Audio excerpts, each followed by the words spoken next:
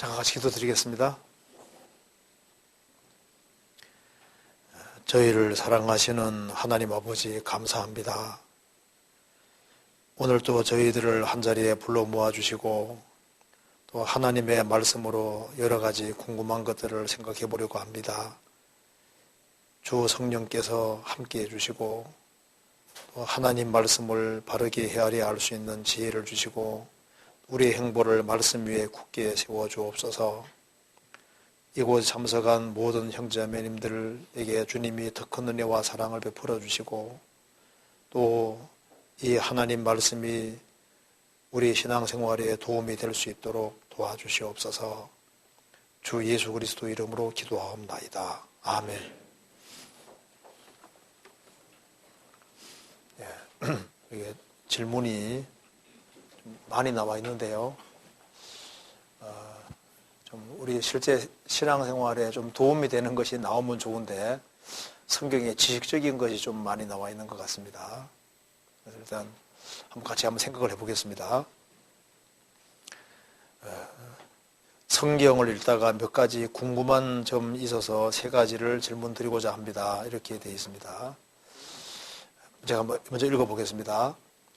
마태복음 8장 28절 한번 찾아봅시다. 마태복음 8장 28절.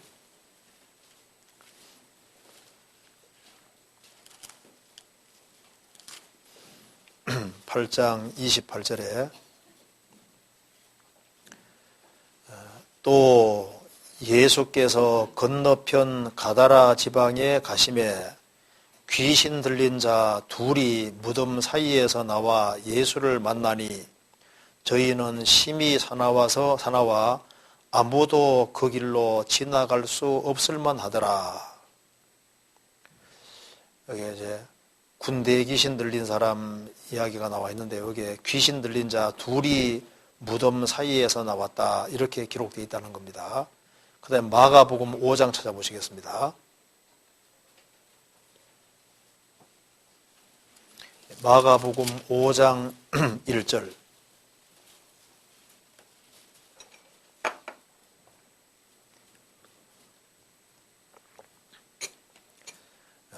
예수께서 바다 건너편 거라사인의 지방에 이르러 배에서 나오심에 곧 더러운 귀신 들린 사람이 무덤 사이에서 나와 예수를 만나다.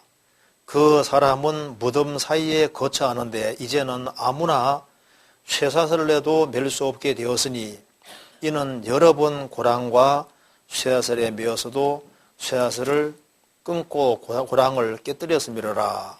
그리하여 아무도 저를 제어할 힘이 없는지라.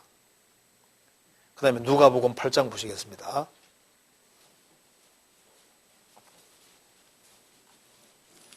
(8장 27절)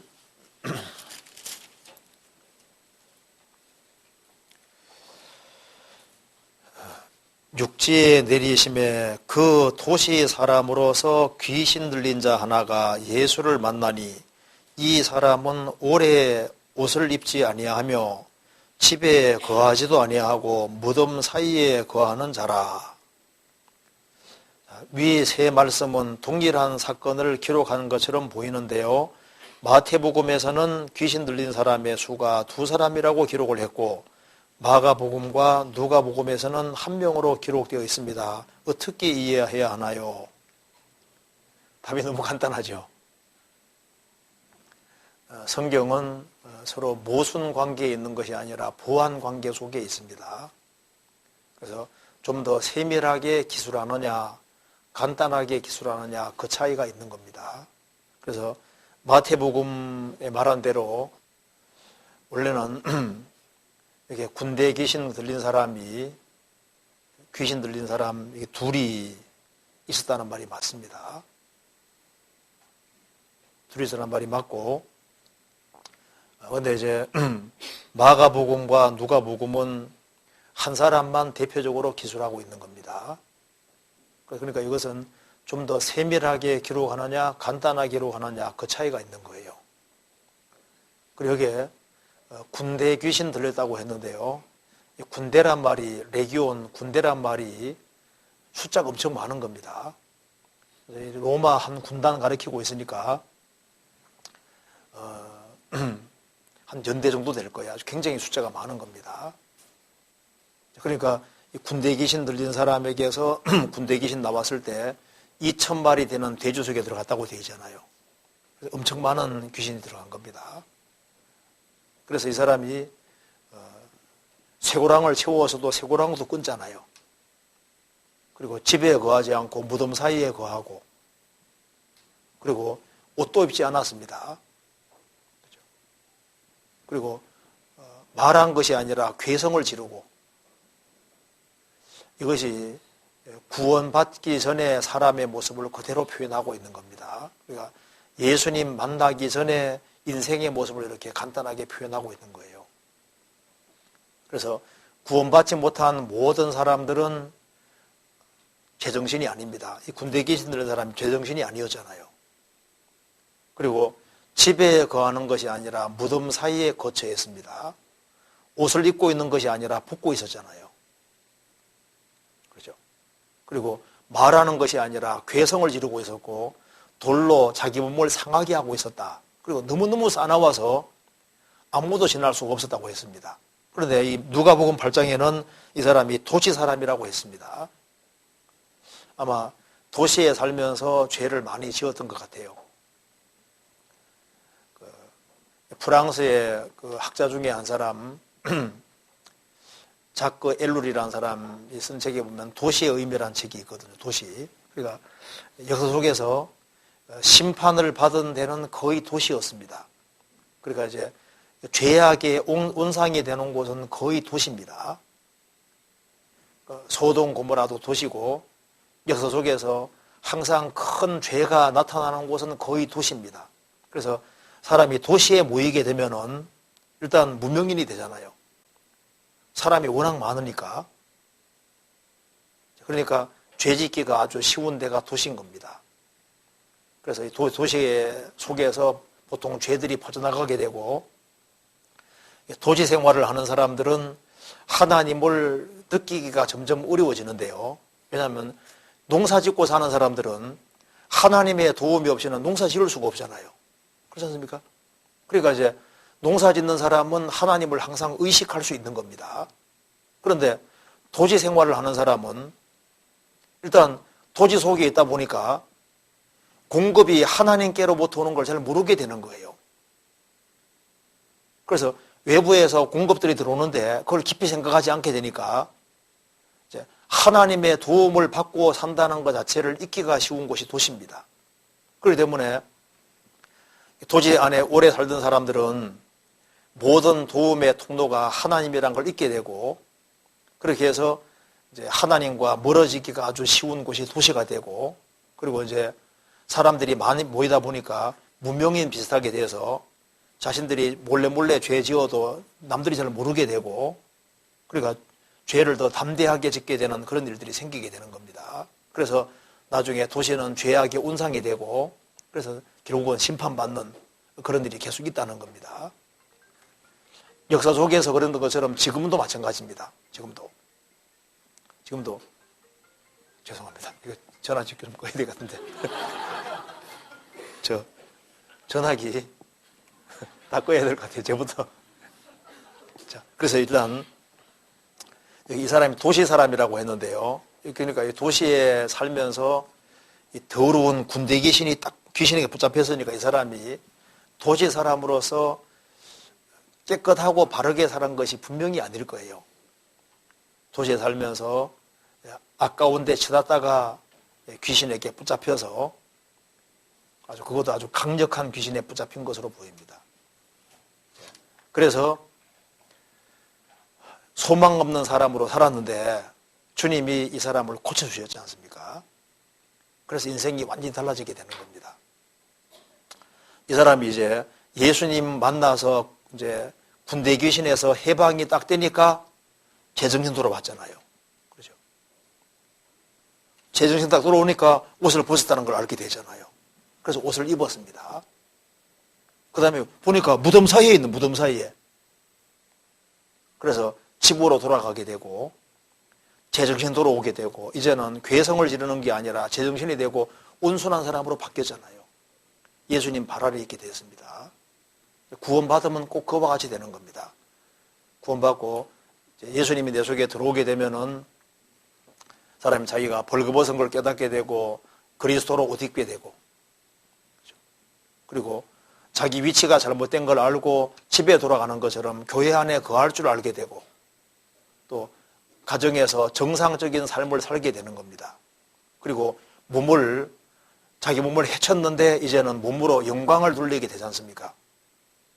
그리고 괴성을 지르는 게 아니라 사람이 대화를 하게 되고 그리고 이제 온순한 사람으로 바뀌고 하나님이 자기에게 큰일 행한 것을 일일이 고하라 그 말씀대로 이제 자기 속에 영혼 속에 이루어진 일을 또 다른 사람에게 증거하는 사람으로 바뀌어지게 되는 겁니다. 그러니까 여기에 군대 귀신 들린 이것은 한 사람이 구원받는 모습하고 똑같은 거예요. 그래서 성경 이해할 때 이것이 원래 2명이란 말이 맞습니다. 근데 이제 한쪽을 더 강조해서 한쪽에는 한쪽을 포커스 맞춰가지고 얘기한 거예요. 그리고 이제 마태복음 보면은 백부장 얘기가 나오잖아요. 분명히 마태복음에는 백부장이 예수님께 나와서 얘기한 것처럼 되어 있는데 누가복음 7장에는 백부장이 직접 나온 것이 아니라 이제 장로들이 가서 청해서 갔다고 되어 있습니다. 둘 다 맞는 얘기인 거예요. 그래서 누가복음은 더 세밀하게 기술하고 있고 마태복음은 간단하게 기술했다는 특징이 있는 겁니다. 그것도 한번 찾아봅시다. 마태복음 8장 보세요. 마태복음 8장 5절입니다.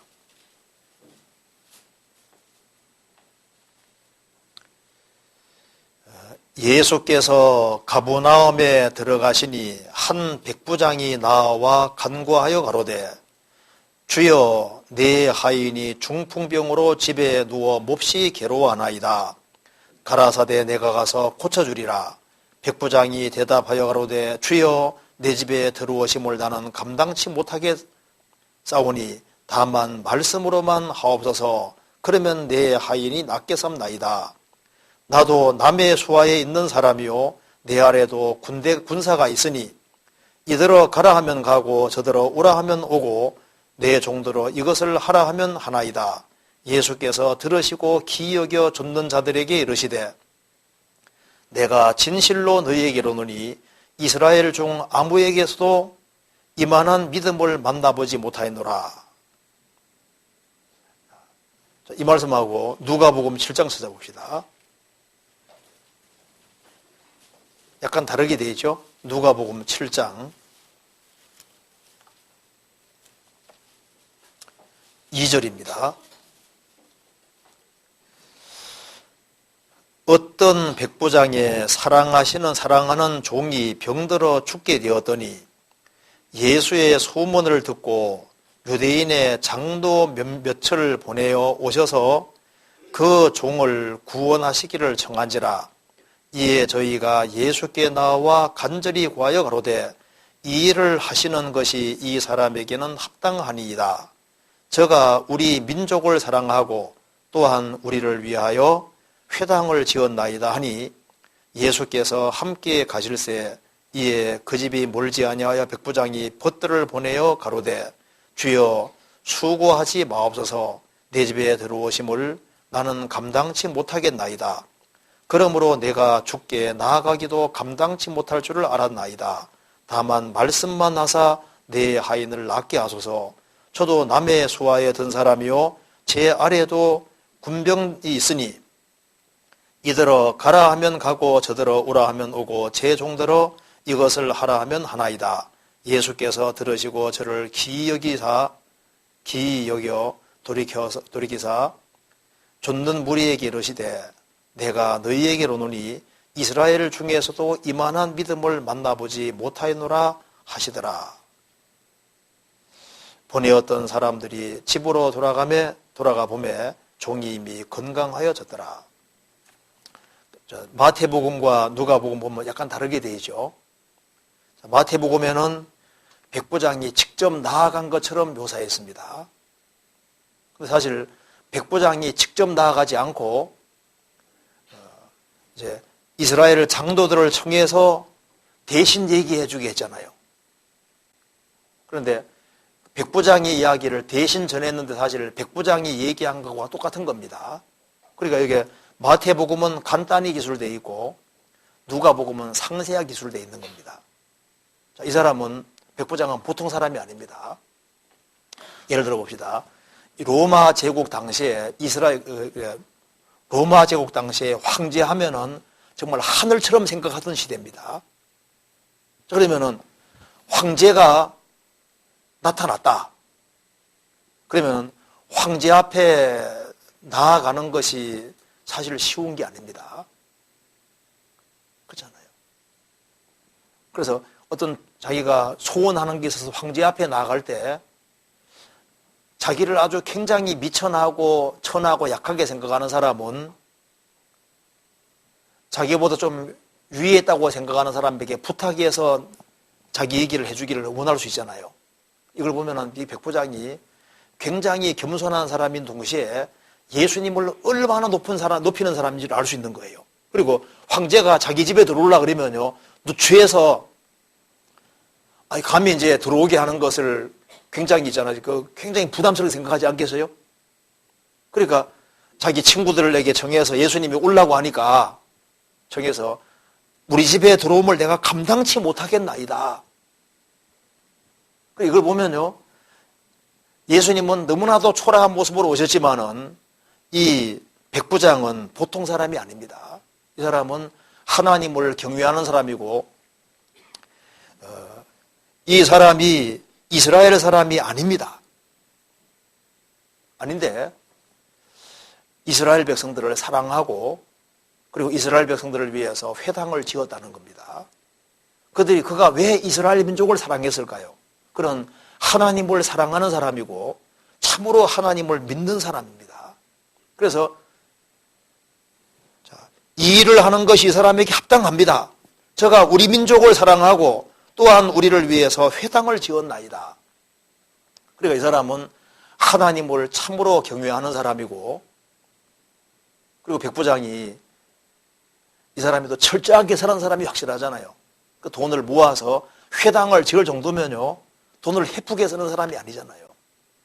그걸 하나님 백성을 위해서 이제 회당을 짓고, 그리고 이 사람은 이제 하나님을 경외하고 오실 그리스도를 바랐는데 예수님에 대한 소문을 들어보니까 진짜 자신이 기다리던 메시아가 왔다는 걸 알게 되는 겁니다. 그러니까 예수님은 황제보다 더 높은 분이라는 걸 이 사람이 확실히 알고 있는 사람인 거예요. 그래서 너무나도 지극히 높으신 분이 왔는데 나는 이스라엘 백성도 아닌데 나 같은 자가 감히 그 주님 앞에 나아간다는 것에 대해서 너무나도 외람되게 생각이 들기 때문에 장로들을 청해서 대신 얘기해 주게 한 겁니다. 그리고 예수님이 오려고 하니까 친구들을 보내서 나는 이걸 감당치 못하겠습니다. 우리 집에 오는 수고를 하지 마시고 주님이 오셨는데, 주님은 말씀으로 천지를 창조하신 창조주가 내려오셨는데 말씀만 하면은 내 하인이 낫겠습니다. 자기 믿음을 표현한 거잖아요. 나도 100명의 군사를 거느리는 사람이니까 군사들에게 이리로 가 저리로 가면 따라하고 이거 해 저거 하면 다 한다 그 말입니다. 백부장의 말에 의해서 100명이 움직입니다. 천부장 말에 의해 1000명이 움직이잖아요. 교장 선생 말 한마디에 학교 전체가 움직이잖아요. 황제 말 한마디에 나라가 움직이는데, 제국이 움직이는데 주님이 말씀만 하면은 내 하인이 낫겠습니다. 예수님 말씀하시기를 내가 이스라엘에게서도 이만한 믿음을 만나보지 못했다. 이만한 믿음이라는 게 뭡니까? 이 사람은 하나님에 대한 아주 확실한 믿음과 군대 생활하면서 위아래에 대한 개념을 정확히 가지고 있잖아요. 주님이 얼마나 높은지를 아는 자기 신앙을 표현한 겁니다. 그래서 말씀만 하면 내 하인이 낫겠습니다. 주님께서 그대로 해주셨잖아요. 그러니까 이것은 보완 관계입니다. 좀 더 세밀하게 기술하느냐 간단하게 기술하느냐 그 차이인 겁니다. 성경에 보면은 십자가 예수님이 달리실 때 두 강도가 같이 달렸습니다. 근데 한 강도는 처음에는 두 강도가 똑같이 예수님 욕했다고 기록이 되어 있습니다. 마태복음 27장에 보면은 44절에 보면은 두 강도가 똑같이 예수님 욕하더라고 했습니다. 그런데 누가복음에는 한 강도는 끝까지 예수님 대적하고 한 강도는 회개하고 믿는 것이 나와 있잖아요. 둘 다 맞는 거예요. 처음에는 둘 다 예수님 욕을 했다가 시간이 지나가면서 한 강도는 끝까지 예수님 대적하고 한 강도는 예수님을 욕하다가 심경의 변화가 생겨서 십자가 위에서 마음이 바뀌어서 결국은 믿게 된 겁니다. 그러니까 성경은 모순 관계가 아니라 서로 보완 관계라고 하는 걸 알고 이해하면 아주 쉬울 거예요. 그래서 사복음서는 보완 관계에 있습니다. 예수님을 설명하더라도 강조점이 다르기 때문에 예수님을 네 각도에서 비춰준 겁니다. 그래서 기술을 할 때 어떤 것은 더 세밀하게 기술하고 어떤 건 더 간단하게 기술하고 또 다른 복음서에는 좀 더 간단하게 좀 더 이렇게 아주 상세하게 그래서 예수님을 이제 네 각도로 설명해 주고 있는 거예요.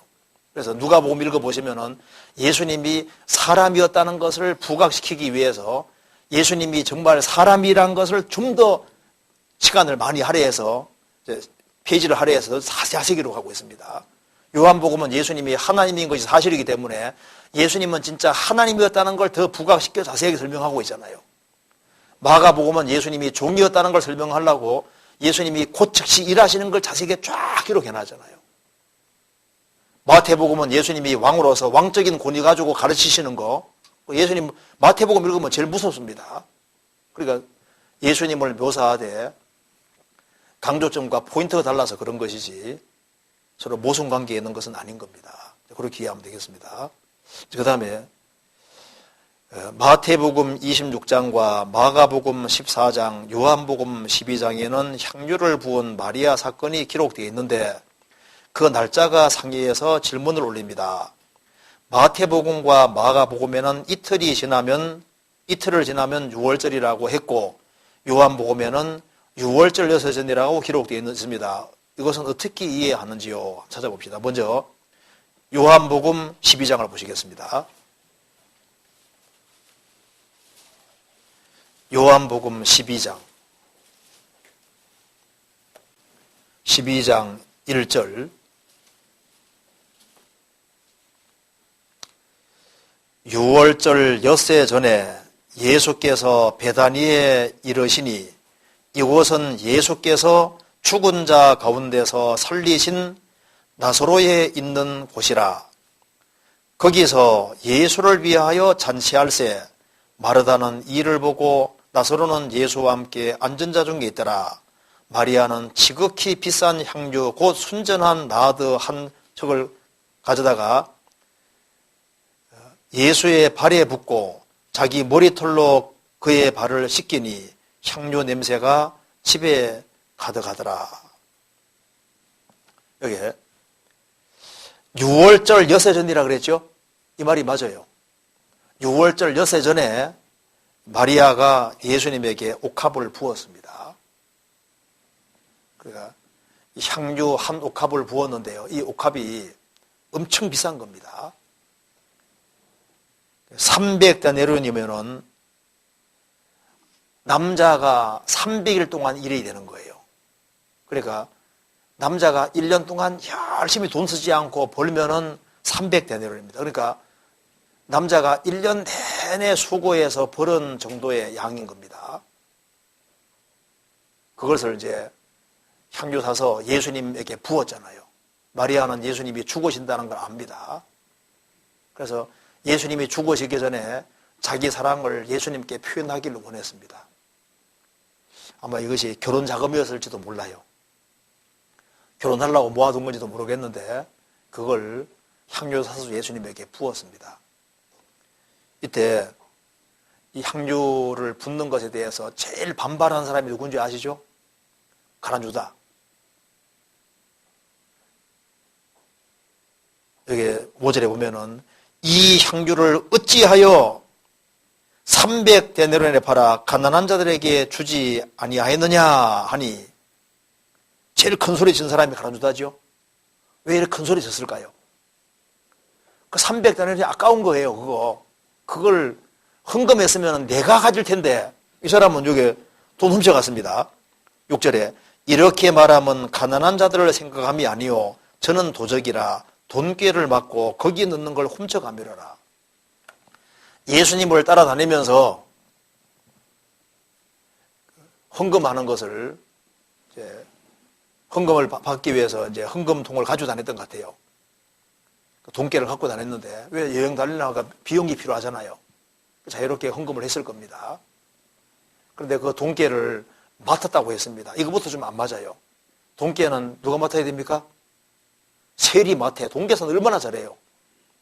마태가 맡아야 되는데 유다가 맡은 걸 봐서는 유다가 뺏었던 것 같아요. 아니, 돈깨는 내가 맡을게. 돈깨를 맡고 왜 굳이 맡으려고 했을까요? 훔쳐가미러라. 헬라 원문에는 습관적으로 훔쳐갔다고 되어 있어요. 습관적으로. 계속 빙땅하는 거예요. 그런데 그 300데나리온 헌금 그걸 여기에 돈통에 딱 집어넣었으면은 내가 훔쳐갈 게 많을 텐데 그 돈이 아까운 거예요. 3년 반 동안 예수님 따라다니면서도 가룟유다는 천년 배우지를 못했습니다. 그런데 짧은 시간 동안 마리아는 예수님이 자기 집을 방문했을 때 예수님 발 아래 앉아서 예수님 말씀을 짧은 시간 들었는데 제 아들이 깨닫지 못하는 것을 깨달았잖아요. 예수님이 곧 죽으시는구나. 그걸 깨닫고 예수님을 위해서 뭔가 좋은 일을 해야 되겠다고 생각했던 겁니다. 그래서 자기의 모든 것이라고 할 수 있는 것을 이제 향유 사서 표현하는 거예요. 그래서 예수님께서 저가 내게 좋은 일을 하였다. 여기 보면은 이 마르다가 짧은 시간 주님 말씀 배웠지만은 가장 중요한 걸 빨리 깨우치고 사랑을 가장 크게 표현했잖아요. 그러니까 성경을 많이 배운다고 주님을 많이 아는 게 아닙니다. 짧은 시간 배워도 주님을 더 많이 알 수도 있어요. 주님 뜻을 더 바르게 알 수도 있습니다. 그렇잖아요. 3년 반 동안 예수님 제자들이 배웠지만은 예수님 말씀을 몰랐잖아요. 그런데 마리아는 가장 빨리 깨우쳤습니다. 그렇잖아요. 그래서 예수님께서 이 허비한 것이 아니라고 했습니다. 어찌하여 300데나리온을 이렇게 허비하느냐? 허비가 아니었습니다.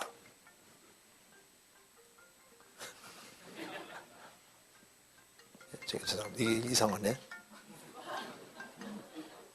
예. 분명히 껐는데. 예. 죄송합니다. 이거 핸드폰 확실히 꺼놓고. 예. 자, 그래서요. 이 마리아가 분명히 천국에 가 있습니다. 확실합니다. 자, 그래서 이 짧은 시간 내에 예수님 발 아래에 앉아서 말씀을 들었다. 그러니까 얼마나 간절한 마음을 가지고 사모하는 마음을 들었겠어요. 그래서 여기에 엿새 후에 엿새 전이란 말이 맞습니다. 자, 그런데 여기에 이제 질문 내용 봅시다. 마태복음 26장 봅시다. 여기는 다르게 표현되죠. 26장 1절.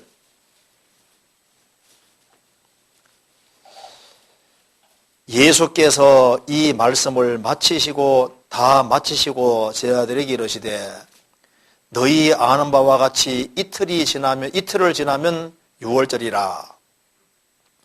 인자가 십자가 못 박히기 위하여 팔리우리라 하시더라.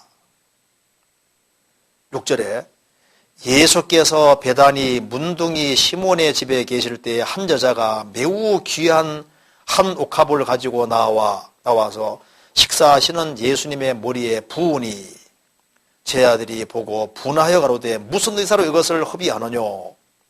이것을 많은 값에 팔아 가난한 자들에게 줄 수 있었겠노라 하거늘. 여기서요,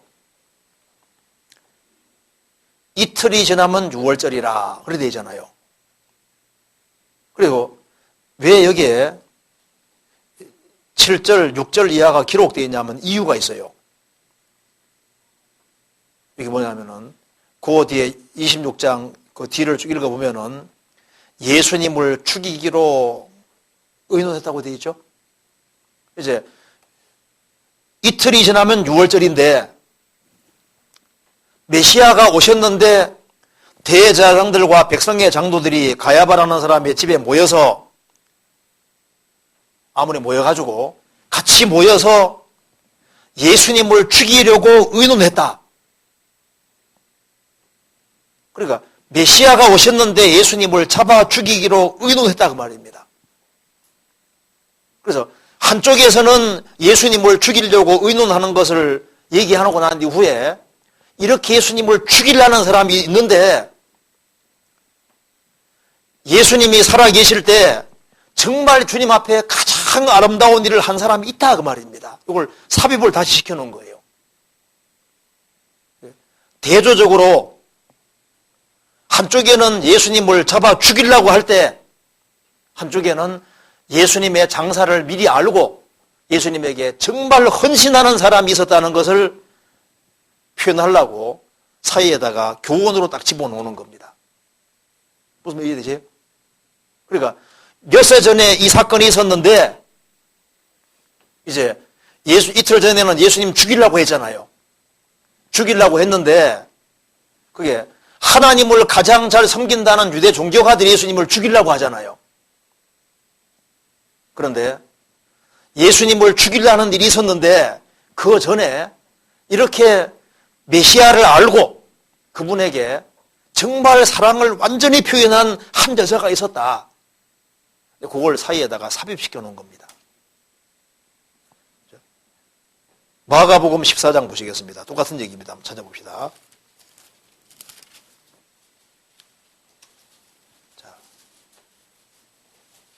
1절, 2절을 같이 한번 읽어보겠습니다. 이틀이 지나면 6월절과 무교절이라 대제사장들과 서기관들이 예수를 궤계로 잡아 죽일 방책을 구하며 가로되 민조가 날까 하노니 명절에는 말자 하더라. 이제 이틀이 지나면 6월절인데 대제사장들과 백성의 서기관들이 예수를 궤계로 잡아 죽일 방책을 연구했다. 메시아가 오셨는데 죽일 방책을 연구하는 그런 사람이 있는가 하면은 6월절 요새 전에 마리아라는 여자는 자기 전존재를 주님께 잡아 바친 거나 마찬가지인 아주 헌신하는 예수님의 죽음의 의미를 참으로 깨닫는 한 여자가 있었다 그 말입니다. 그걸 강조하는 거예요. 그래서 사이에 삽입시켜 놓은 겁니다. 그러니까 원래 여세 전에 되어진 것이 맞고 이것은 교훈을 위해서 사이에다가 집어넣어 줌으로써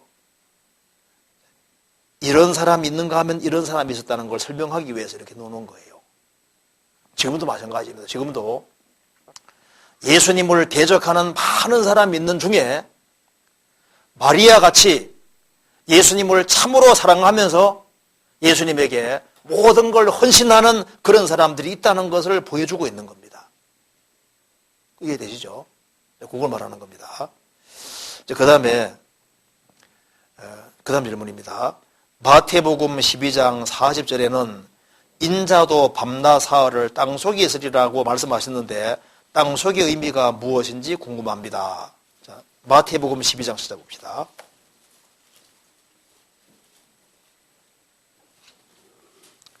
마태복음 12장 40절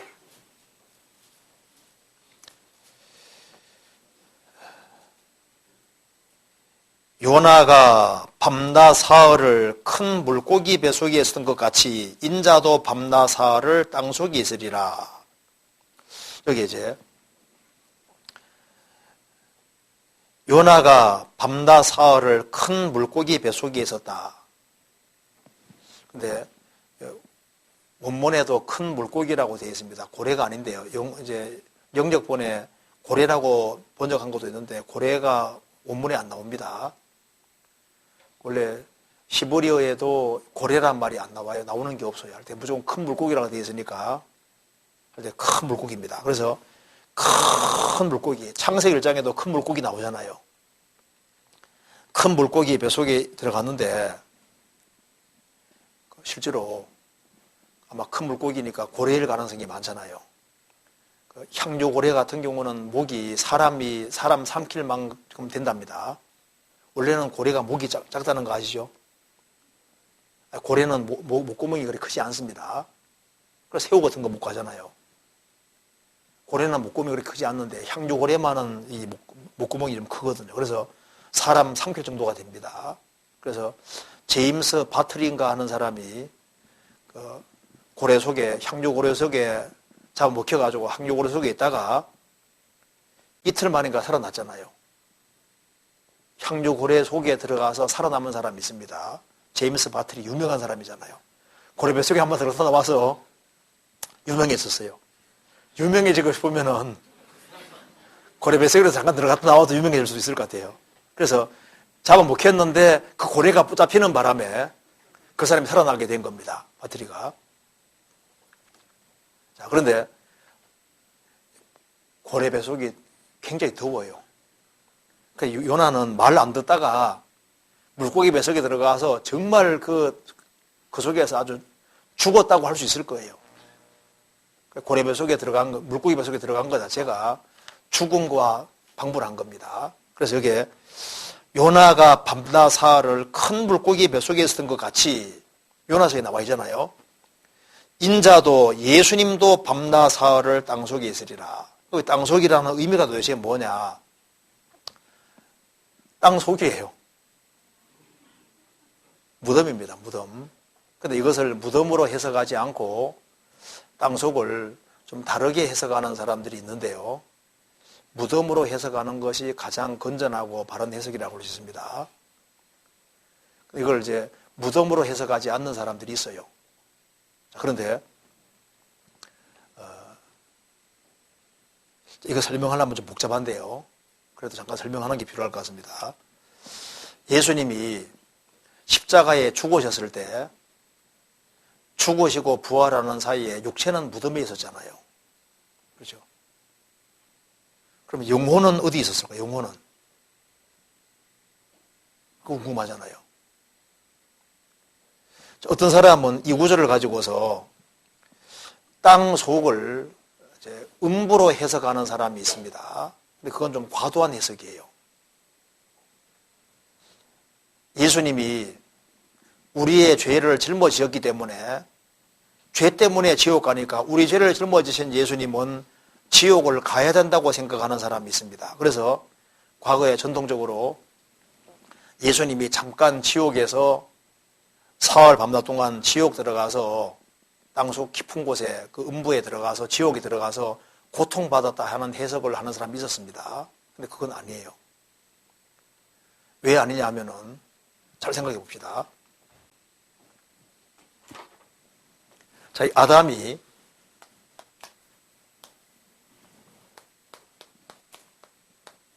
선악과를 먹었습니다. 선악과를 아담이 육체를 사용해서 선악과를 먹은 것 때문에 선악과를 먹은 요것이 원인이 돼서 요것 때문에 영적으로 죽었죠. 영적 죽음이 오고 육체도 죽게 됐습니다. 그러니까 선악과를 먹는 것이 원인이 돼서 이것 때문에 결과가 영적인 죽음이 오고 육체까지 죽게 됐습니다. 그리고 나중에 구속받지 않은 사람은 멸망까지 하게 됐잖아요. 그러니까 원인이 선악과를 먹은 이것이 원인이고 나머지는 결과로 생긴 거니까 아담의 불순종으로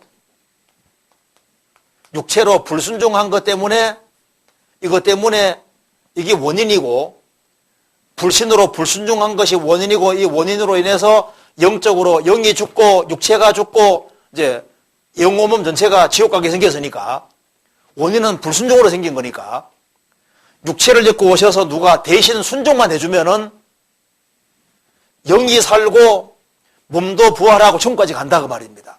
예수님은 둘째 아담으로 오셔서 아담의 불순종한 것을 예수님이 대신 순종해 주셨지 않습니까? 십자가에 죽으시면서 다 이뤘다고 했거든요. 예수님 만일 죽음 건너가서 고통까지 받아야만 된다면 다 이뤘단 말을 할 수가 없어요. 십자가 위에서. 예수님은 한 사람의 순종치 아니함으로 많은 사람이 죄인 된 것 같이 한 사람이 순종함으로 많은 사람이 의인 되리라. 아담 한 사람의 불순종으로 많은 사람이 죄인 되고 지옥까지 생겼으니까 예수님 한 분이 대신 순종해주면 그 결과 믿는 사람은 영적으로 살고 육체까지 살고 천국까지 가게 되는 겁니다.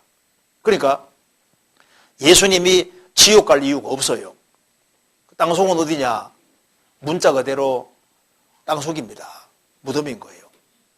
그리고 이제 예수님이 죽으시고 부활하는 그 사이에 예수님이 어디 갔느냐? 어떤 사람들은 이렇게 해석하는 사람이 있습니다. 이제 죽음 건너편의 세계를 음부라고 하는데 음부에 상음부가 있었고 하음부가 있었다. 그래서 죽음 건너가면은 이제 구원을 받은 사람은 상음부에 가 있고 구원 안 받은 사람은 하음부에 가 있다. 그래서 예수님이 십자가에 죽으셨을 때 상음부에 가셔서 상음부에 있는 사람을 몽땅 끄집어내서 하늘에 올리셨다. 이렇게 해석하는 사람들이 있습니다. 그런데 그것이 그럴싸하게 보이지만은 성경에서는 정확히 되어 있질 않아요. 그래서 예수님이 밤낮 사흘을 땅속에 있었다 했을 때 이것을 상음부에 가 있어서 이제 상음부에 가 있는 사람을 이제 하늘로 끌어올렸다고 해석하는 사람들이 있는데 그것이 성경하고 좀 안 맞습니다. 성경 에베소서 한번 찾아봅시다. 에베소서 4장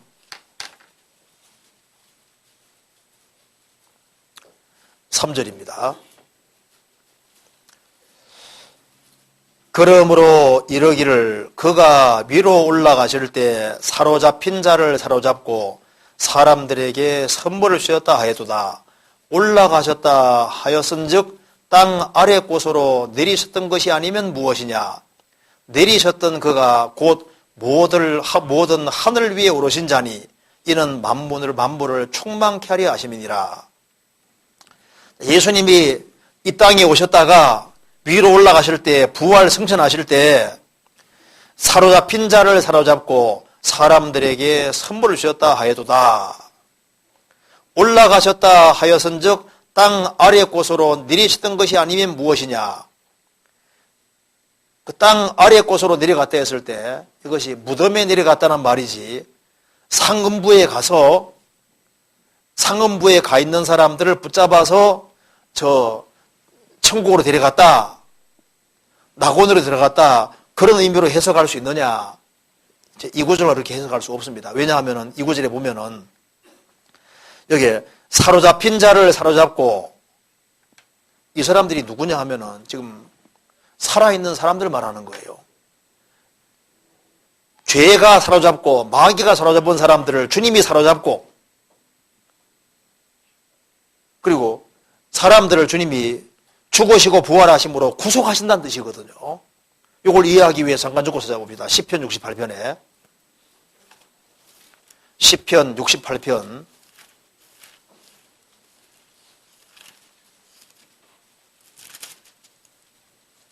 68편 18절을 보시겠습니다.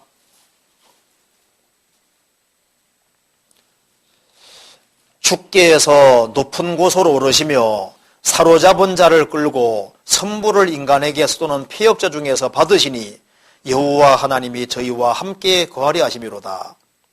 주께서 높은 곳으로 오르시며 부활 승천하시며 사로잡은 자를 끌고 마귀와 죄가 사로잡은 사람을 주님이 사로잡고 선물을 인간에게 쏜 패역자 중에서 받으시니 여기 패역자들 죄가 사로잡고 있고 마귀가 사로잡은 사람들, 폐역자들인데 그들을 주님께서 구속하셔서 그들에게 선물을 주시고, 그러니까 구원을 선물로 주시고 죄사함을 선물로 주셨잖아요.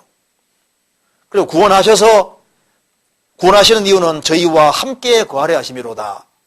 그러니까 이것이 음부에 가 있는 사람들을 말하는 것이 아니라 주님을 알기 전에 피역자로 살던 사람들, 죄에 붙잡힌 사람들, 마귀에게 붙잡힌 사람들을 주님이 죽으시고 부활하심으로 구원을 완성하시고, 그래서 이런 피역자들, 죄인들을 주님이 사로잡고 그들에게 선물을 주시고, 그리고 그들과 함께 하시면서 그 사람들이 변화된 삶을 살고 그 사람들이 주님께 선물을 드리는 걸 주님이 받으신다 그 말입니다. 왜? 주셨으니까 받는다는 얘기거든요. 이것을 상금부하고 연결시키면 안 돼요. 구원받은 사람이 죽으면은 상금부에 가 있었느냐? 아니에요. 자, 에녹은 예수님 오시기 전에 에녹은 어디로 갔습니까? 산채로 어디로 갔어요? 주님 품에 갔잖아요. 상금부로 간 게 아니라 죽을 때 죽지도 않고 산채로 하나님 앞에 갔잖아요. 엘리야가 산채로 들림 받았잖아요. 그렇지 않습니까? 주님 앞에 가요. 주님 앞에. 성경에서는 구약시대 때 죽음 건너가는 사람들은 음부에 갔다고 되어 있는데, 음부란 말은 포괄적인 개념입니다. 죽음 건너편의 세계가 음부이기 때문에 음부가 좋은 의미로 쓰이는 경우도 있고 나쁜 의미로 쓰이는 경우도 있습니다. 죽음 건너편의 세계라는 뜻이고, 신약 성경에 오면은 이걸 주님이 더 클리어하게 말씀하셔서 구원을 받은 사람이 가는 곳은 패러다이스고 구원 안 받은 사람이 가는 곳은 하데스 음부라고 표현했습니다. 구약시대 때는 소울이란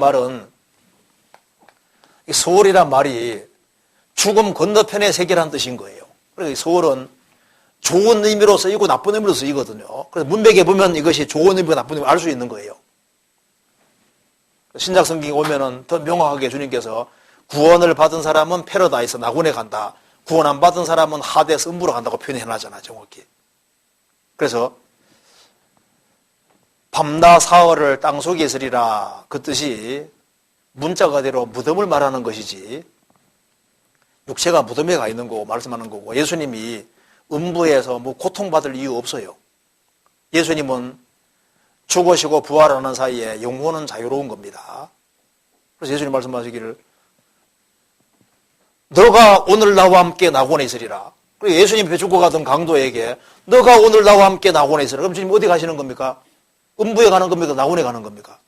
낙원이잖아요. 그러니까 예수님 영혼은 자유롭고 예수님이 죽으시고 부활하시는 그 사이에 예수님 영은 자유로우니까 너와 나 함께 음부에 낙원에 있으리라. 낙원에 간 것이 맞고, 예수님 영은 자유로우니까 죽으시고 부활하는 사이에 베드로 전서 3장 보면은 옥에 있는 영들에게 전파했다고 되어 있잖아요.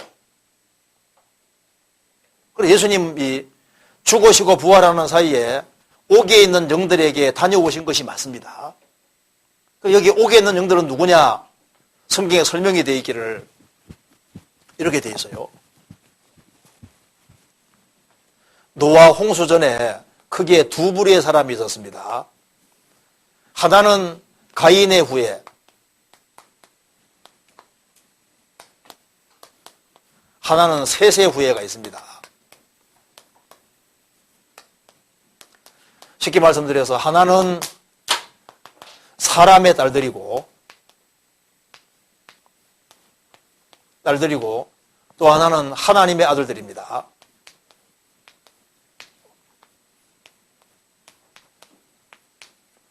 성경에서 하나님의 아들이라고 하면은 크게 두 가지로 항상 설명이 되는데요. 하나는 천사를 가리킬 때도 있고 구원받은 사람을 가리킬 수도 있습니다. 여기서는 창세기 6장에서는 하나님의 아들들이 구원받은 사람을 가리키는 것이 확실합니다. 그리고 천사가 아닙니다. 왜냐하면 이들이 결혼해서 자녀를 낳았기 때문에 천사는 자녀를 생산할 수가 없어요. 그렇기 때문에 천사는 아니다 그 말입니다. 그리고 이제 그 하나님의 아들들과 사람의 아들들이 구별되어 살다가 노아 홍수가 가까이 오면은 사람들이 섞입니다. 하나님의 아들들이 사람의 딸들의 아름다움을 보고, 그러니까 가인의 후예가 문명을 개발해서 미를 추구하는 사회가 되는 거예요. 그래서 현혹을 시키는 겁니다. 지금 우리 시대 보세요. 항상 마지막 때가 되면요, 미를 추구하는 시대가 되거든요. 미를. 그래서 모든 가치 기준이 미 중심으로 바뀌기 때문에 도시락도 이쁘게, 뭐든지 있지 않습니까? 이쁜 것이 이제 이렇게 대접받는 시대로 바뀌는 거예요. 노아 시대도 마찬가지거든요. 그러니까 이 사람들이 미를 추구하는 것이 되니까 하나님의 아들들이 그게 휩쓸리는 거예요. 우리 시대의 크리스찬들도 마귀가 먹음직하고 부함직한 것이 많이 만들어서요, 크리스찬들의 마음이 주님께 향할 것을 세상으로 향하게 만든다니까요. 그래서 이제 뒤섞여가지고 세상 쪽으로 바뀌는 거예요. 그래서 주님께서 120년 동안 유예 기간 주셨습니다. 그런데 안 돌이키는 거예요. 그래서 하나님께서 노아라는 사람에게 명령해서 방주를 짓게 만듭니다. 노아가 100년 안쪽에서 방주를 만들었습니다. 왜냐하면은 노아가 500세가 되고 난 이후부터 자녀를 낳았으니까 셈과 함과 야벳이 있는 상태에서 방주 만들었다고 되어 있으니까 600세의 홍수가 왔으니까 100년 안쪽에 방주를 만든 겁니다. 그런데 보시면요, 하나님의 아들들 중에서 진리를 지키고 살아가는 사람은 노아 식구밖에 없는 거예요. 그리고 이 사람들이 하나님의 아들들로 구별될 때 제사법이 있었던 겁니다. 제사법. 하나님께서 아담 하와에게도 짐승을 죽이게 하셨고, 죽였지 않습니까? 짐승 죽여 가지고 설립해 주셨고, 그 다음에 아벨도 양을 죽였고, 노아 홍수 이후에도 하나님께서 노아 홍수 때 방주 안에 정결한 짐승 집어넣으라고 그랬죠? 7상. 그 정결한 짐승이 제사용입니다. 레위기 11장이 아니고 제사용이니까 양이나 염소라든가 송아지, 비둘기 이런 거 몇 가지입니다. 그리고 노아는 노아 홍수 이후에 노아는 이 정결한 짐승으로 하나님께 번제 제사 드리잖아요. 그러니까 노아 홍수 전에도 피지사가 있었고, 이렇게 짐승이 죽는 것처럼 메시아가 오셔서 대신 죽게 된다는 걸 믿는 사람들이 있었던 거예요. 그 사람들이 하나님의 아들로 구별됐고, 이들은 메시아를 바라던 사람이었다 그 말입니다. 그런데 육체에 휩쓸려서 살았는데 이 하나님의 아들들 가운데 믿음을 지키는 사람은 노아 식구밖에 없었던 거예요. 그래서 하나님께서 노아 식구들을 보존하시고 동물들 한상식을 보존하시고 세상에 홍수 내릴 때 하나님의 아들들도 죽고 딸도 다 죽었잖아요. 그러니까 노아 홍수의 사람 다 죽었는데 사람의 딸들, 가인의 후예들, 구원받지 아니한 사람들은 멸망했다는 게 이해가 되잖아요. 그런데 하나님의 아들들로 구별된 사람은 징계로 죽었지만은 오실 메시아를 바란 사람인데 세상에 휩쓸려서 하나님이 오래 참고 기다릴 때 안 돌이키다가 징계로 죽었거든요. 이쪽에는 벌로 죽은 사람들이고 하나님 아들들은 징계로 죽은 사람들이니까 이 사람들은 지옥 가면 안 되잖아요. 그래서 예수님이 오실 때까지 예수님께서 옥에 가둬두셨다 그 말입니다.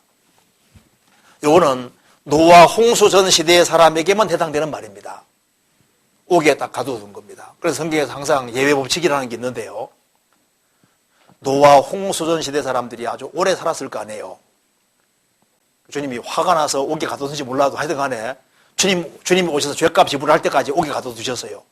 그러다가 이제 예수님께서 십자가에 죽으셨을 때 구약시대 때도 오실 그리스도를 바란 사람들이 있었기 때문에 예수님이 구약시대 때 죽은 사람 죄값도 지불하셨기 때문에 예수님께서 죽으시고 부활하는 사이에 옥의 영들에게 전파해서 예수님이 죄값을 지불했다는 사실을 알려주고 이 사람들은 구속받은 사람들입니다. 하나님 아들들이거든요. 구속받은 사람들이기 때문에 이 사람들을 주님께서 끄집어내 주셨다고 성경에 나와 있어요. 왜 이걸 기록했냐 하면은 베드로전서 3장 4장에 하나님의 아들로 구별된 사람이 바르게 안 살 때 징계받아서 혼난 사건이 있었다 그 말입니다. 그것처럼 신약시대에 구원받은 그리스도인들이 이제 구별돼서 살아야 되는데 세상과 휩쓸려 살면은 안 돌이키면은 징계로 죽을 수도 있다는 걸 말하면서 너희들 이제 구원받은 것이 확실하면 죄에서 구별돼 살아라 말씀하시면서 실물 교훈으로 노아 홍선의 하나님의 아들들이 혼난 걸 예를 들면서 그들이 돌이키지 않았기 때문에 징계로 죽여서 옥에 가둬두셔서 예수님 올 때까지 기다리게 했다 그 말입니다. 이 사람들은 그리스도를 바라던 사람들인 거예요. 그래서 이 사람들을 예수님께서 끄집어내 준 사건을 말하면서 너희들을 구원받고 정찰이라. 정신 안 차리면은 노아 홍수전 시대에 하나님 아들 짝이 난다 그 말입니다.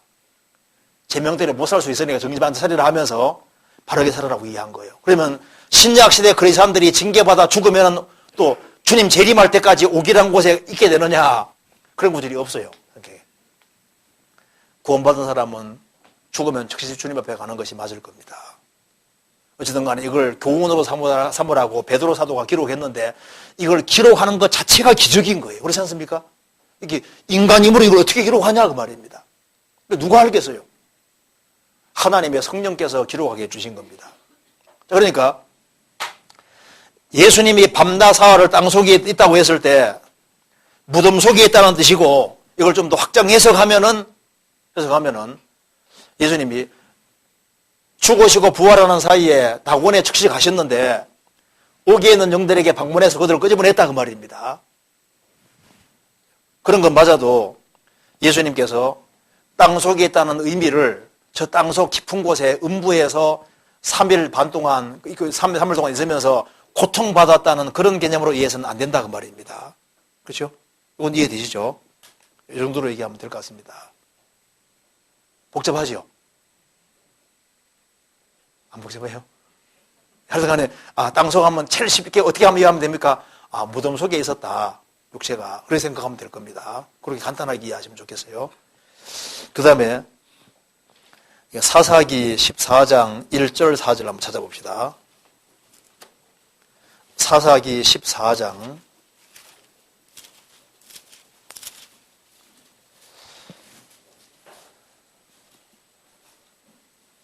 자, 제가 읽어보겠습니다. 삼손이 딥나에 내려가서 거기에서 블레셋 딸 중 한 여자를 보고 도로 올라와서 자기 부모에게 말하여 가로되 내가 딥나에서 블레셋 사람의 딸 중 한 여자를 보았사오니 이제 그를 취하여 내 아내를 삼게 하소서. 부모가 그에게 이르되 내 형제들의 딸 중에나 내 백성 중에 어찌 여자가 없어서 내가 할례 받지 아니한 블레셋 사람에게 가서 아내를 취하려느냐. 삼손이 아비에게 이르되 내가 그 여자를 좋아하오니 나를 위하여 그를 데려오소서 하니 이때 블레셋 사람이 이스라엘을 관할한 고로 삼손이 틈을 타서 블레셋 사람을 치리함이었으나 그 부모는 이 일이 여호와께로서 나오신 것인 줄 알지 못하더라. 여기에 여기 이제 사사기 14장 1절에서 4절에는 삼손이 블레셋 여자와 결혼하고자 한 것이 여호와께로서 나온 것이라고 되어 있습니다. 이방 여자와 결혼이 하나님의 뜻인지 삼손의 정욕에서 나온 것인지 궁금합니다. 예. 이거 14장 1절에 삼손이 딥나에 내려가서 그래 되죠. 딥나는 이스라엘과 블레셋 경계 지역이 있는 겁니다. 원래 딥나로 내려가면 안 돼요. 딥나로 내려가면서부터 인생 내리막길이 시작된 겁니다. 삼손은 날 때부터 나서리니까 마귀가 딱 봤을 거 아니에요.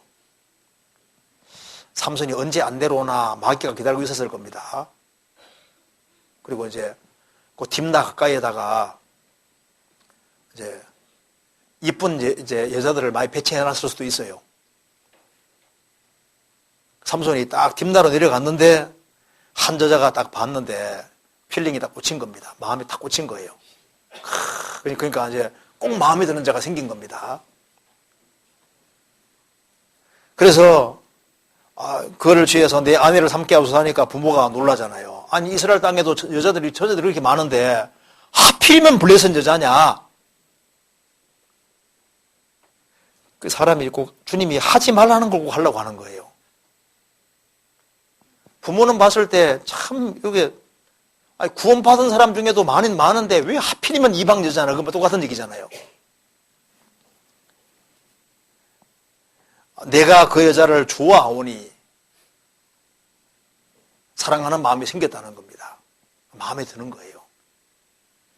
자, 그래서 이것 때문에 인생이 꼬이게 되는 겁니다. 그런데 이제 질문은 4절에 보니까 이때 블레셋 사람이 이스라엘을 관할한 고로 삼손이 틈을 타서 블레셋 사람을 치료함이었으나 그 부모는 이 일이 여호와께로서 나온 것인 줄을 알지 못하였더라. 그러니까 이거 하나님이 불어 시킨 것처럼 그렇게 느끼지않아요. 그렇죠? 아니에요. 그게 아니고 하나님이 삼손에게 계획을 세운 것이 있습니다.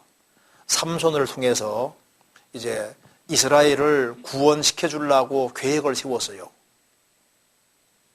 블레셋 사람들이 이스라엘을 다스리고 있으니까 하나님이 블레셋은 심판받을 사람들이니까 하나님께서 삼손을 시작으로 해서 블레셋 사람을 치고 그 다음에 다윗으로 인해서 끝을 내도록 계획을 세운 겁니다. 그렇잖아요. 근데 하나님께서는 삼손이 어떻게 행동할 줄 아시잖아요. 그렇잖아요. 자, 삼손은 자기 육신에 끌려서 육신적으로 행동했습니다. 그렇죠? 근데 하나님께서는 그 삼손이 육신적으로 행동하는 걸 이용해서 블레셋 사람이 심판받는 게 하나님의 뜻이기 때문에 삼손이 육신적인 행동하는 것을 응용해서 하나님께서는 블레셋 사람을 심판하는 일을 하셨다 그 말입니다. 하시고 이제 이걸 시작으로 해서 나중에 다윗을 들어서 블레셋을 진멸하기로 계획을 세웠던 거예요. 그러니까 잘 봅시다. 이게 아주 쉽게 한번 예를 들어 보겠습니다.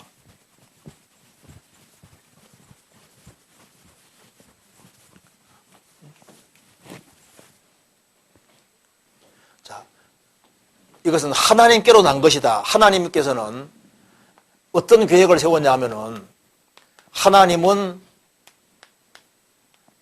블레셋이 심판을 받아야 될 사람이니까 블레셋을 심판하기로 작정을 하셨어요. 그런데 이제 삼손 때에는 다 멸망시키는 건 어렵다는 걸 아셨습니다.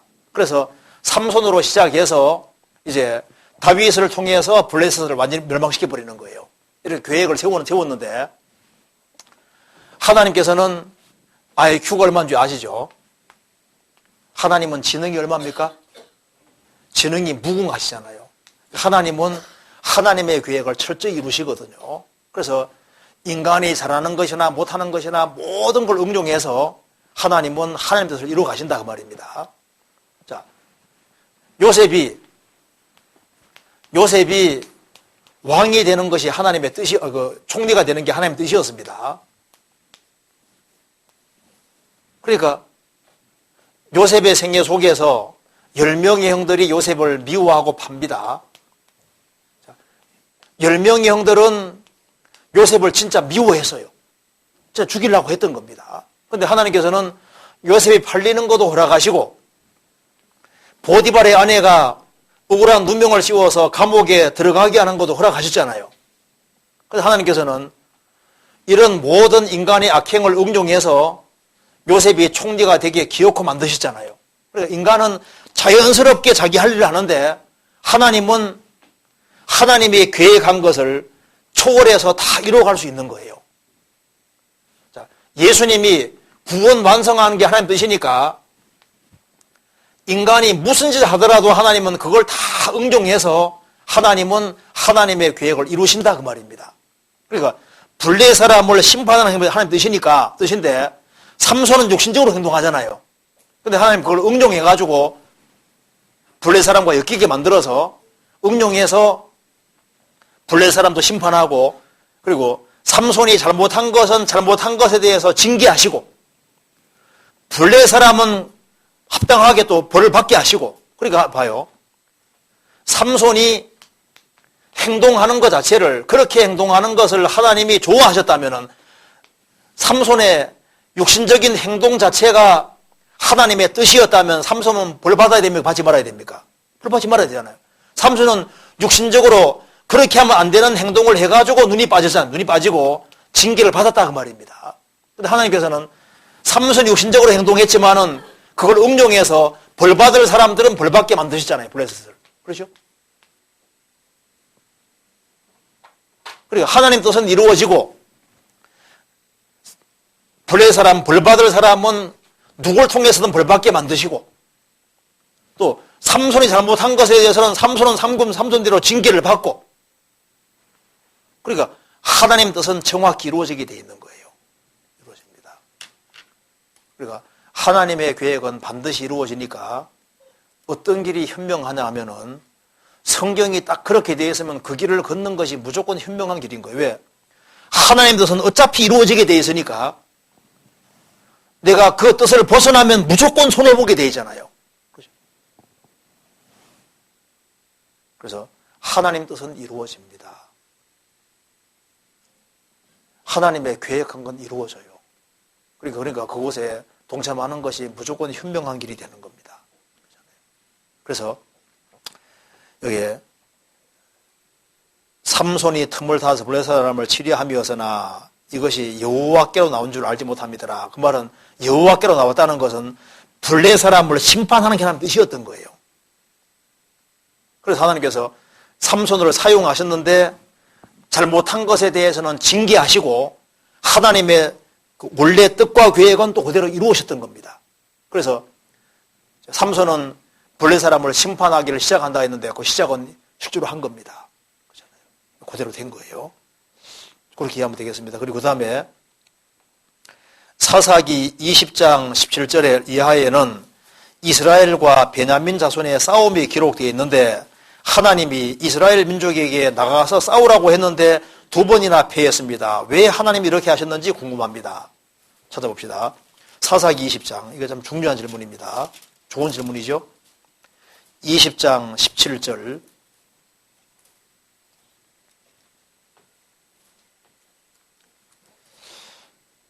베냐민 자손 외에 이스라엘 사람의 칼을 빼는 자의 수는 40만 명이니 다 용사라. 이스라엘 자손이 일어나 베델에 올라가서 하나님께 묻자와 가로되 우리 중에 누가 먼저 올라가서 베냐민 자손과 싸우리이까? 여호와께서 가라사대 유다가 먼저 일지니라. 여기에 이 베냐민 사람이 아주 죄가 많아요. 그래서 하나님께서 베냐민은 심판하려고 했습니다. 그래서 이제 이스라엘 용사들이 다 참여해서 이제 이스라엘 지파들이 이제 베냐민 지파와 싸우려고 하는 거예요. 그래서 이제 누가 먼저 올라갈까요? 그러니까 하나님 말씀하시기를 유다가 먼저 실진을 했거든요. 쳤는데 이스라엘이 졌잖아요. 첫 번째. 그 뒤에 읽으면 졌습니다. 그래서 두 번째 올라가는 또 두 번째 또 쳤는데 또 졌어요. 그렇지 않습니까?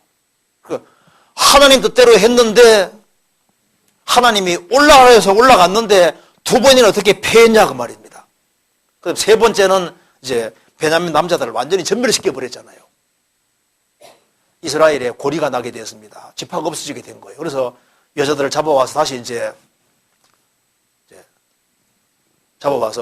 이제 이렇게 지파를 이제 부활시키는 게 그 뒤에 쭉 나와 있습니다. 여기서 중요한 것은 하나님이 싸우라고 했는데 2번이나 왜 패했냐 그 말입니다. 이유가 있는 거예요.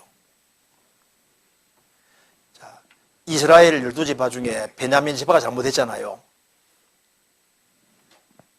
그런데 주님께서 보셨을 때 이 사사시대가 엉망인 시대입니다. 사사기 처음 딱 펼치면은 여호와께 묻자와 가로되 제일 마지막에 뭐라 되어 있습니까? 자기 소견에 옳은 대로 행하여 들어 나와 있죠. 사사시대는 신앙이 엉망인 거예요. 주님 보시니까 베냐민 지파도 문제고 베냐민 지파를 막 없애버리려고 하는 이스라엘 나머지 지파도 문제입니다. 지파 둘 다 문제인 거예요. 그래서 왜 패하겠냐면은 베냐민 지파만 문제가 아니라 나머지 지파도 문제가 심각한 거예요. 그래서 하나님이 지게 하시고 처음에 2번이나 지게 한 겁니다. 그들을 참으로 회개시키고 반성시키기 위해서 2번이나 피하게 한 거예요. 그 다음에 그들이 자신들의 잘못한 것을 확실히 깨닫고 2번이나 피하니까 이게 뭔가 문제가 있다는 걸 전쟁하기 전까지 몰랐는데 2번이나 피하고 나니까 이게 문제가 심각하다는 걸 아는 겁니다. 그래서 그들은 철저히 뉘우치고 돌이켰습니다. 그 다음에 하나님이 전쟁에서 승리하게 하신 겁니다. 무슨 이해되시죠? 하나님 둘 다 징계하기 원하셨던 거예요. 둘 다. 이스라엘 지파들을 나머지 지파도 문제가 있고 베냐민 지파도 문제가 있으니까 둘 다 하나님이 전쟁통에 둘 다 징계하신 겁니다. 무슨 말 이해되시죠? 둘 다 문제가 있었던 겁니다. 읽어보면 그거 알 수 있어요. 네. 그 다음 질문 봅시다. 요한복음 11장 20절에서 예수님이 오셨다는 이야기를 듣고도 마리아가 바로 오지 않은 이유는 무엇입니까? 찾아봅시다. 요한복음 11장 20절에 11장 20절에 자, 마르다는 예수 오신다는 말을 듣고 곧 나가 맞대 마리아는 집에 앉았더라. 왜 예수님이 오셨다는 이야기를 듣고 마르다는 곧 나갔다. 마르다는 행동파입니다. 그러죠? 예수님이 오셨을 때도 즉시 막 대접하느라 바빴잖아요. 그러니까 마르다는 굉장히 활동적인 여자입니다. 그런데 마리아는 예수님이 오셨다는 소리를 듣고도 집에 앉았더라. 이게 불순종이었냐? 물론 아닙니다. 왜냐하면 예수님이 부르실 때는 갔습니까? 안 갔습니까? 갔어요. 28절 봅시다. 이 말을 하고 돌아가서 가만히 그 형제 마리아를 불러 말하되 선생님이 오셔서 너를 부르신다 하니 마리아가 이 말을 듣고 급히 일어나 예수께 나아가며 그러니까 불순종해서 안 나간 것도 아니고 예수님이 부르신다 했을 때 즉시 나갔죠. 그러니까 여기에 예수님이 오신다는 소리를 듣고도 안 나가고 집에 있었습니다. 왜? 예수님이 부르신 것이 아니잖아요. 예수님이 불러서 안 나갔다면 문제가 됩니다. 예수님이 오신다는 소리를 듣고도 빨리 안 갈 수도 있잖아요. 그런데 마르다는 행동이 굉장히 빠른 사람인 것이 확실합니다. 그리고 근데 이게 마리아는 자기 오라비를 정말 사랑했던 것 같아요. 그래서 너무나도 큰 슬픔과 그리고 이제 아픔이 있었을 거예요. 아마 아버지 어머니가 돌아가신 것 같아요. 그래서 자기 이제 오라비를 자기 부모님처럼 생각하고 살았을 겁니다. 그런데 오라비가 죽은 거예요. 그러니까 이 마리아는 예수님 말씀을 듣고 짧은 얘기 듣고도 예수님이 곧 죽으신다는 걸 금방 캐치했잖아요. 굉장히 민감한 여자입니다. 아주 섬세한 여자입니다. 그러니까 굉장히 예민하게 하기 때문에 섬세하고 그런 여자인데 자기 오라비가 죽었을 때 마르다보다 마리아가 훨씬 더 충격을 받았던 것 같아요. 그렇죠? 훨씬 더 큰 충격을 받았고 훨씬 더 큰 슬픔에 잠겼던 것 같습니다. 그렇잖아요. 그래서 마리아가 예수님이 오셨을 때 집에 앉았더라. 집에 계속 앉아 있었습니다. 그러니까 마르다보다 훨씬 더 큰 깊은 시름과 어떤 고통과 그리고 너무 안타까운 마음과 오라비가 죽었으니까요. 그걸 아마 부모처럼 생각했던 것이 맞는 것 같아요. 그래서 너무나도 슬픔이 컸을 겁니다. 근데 예수님이 부르실 때는 즉시 나아갔잖아요. 그렇죠? 이건 불순종이 아니라 어떤 심리적인 차이가 좀 있었을 거예요. 그러니까 마르다는 손님 영접하는 거 좋아하고 접대하는 거 좋아하고 아주 빠릿빠릿하고 활동적이고 이렇게 한데 마리아는 훨씬 섬세하고 생각도 아주 깊고 그리고 상처도 쉽게 받을 수 있고 아주 민감한, 그리고 어떤 사람보다도 고통 같은 걸 크게 느끼고 하는 그런 여자로서 성격이 너무너무 다른 걸 여기 알 수 있잖아요. 그죠? 이게 불순종이 아닙니다. 왜냐하면 주님 부를 때 갔기 때문에 불순종이 아니에요. 그리고 이제 바로 오지 않은 이유가 무엇입니까? 그건 마리아 마음이죠. 그렇죠? 나중에 천국 가서 물어봅시다. 그때 왜 빨리 안 왔어요? 그건 좀 더 빨리 갈 수도 늦게 갈 수도 있고 그렇죠? 근데 아마 그 마음이 훨씬 더 큰 슬픔이 있었던 것 같아요. 그렇죠?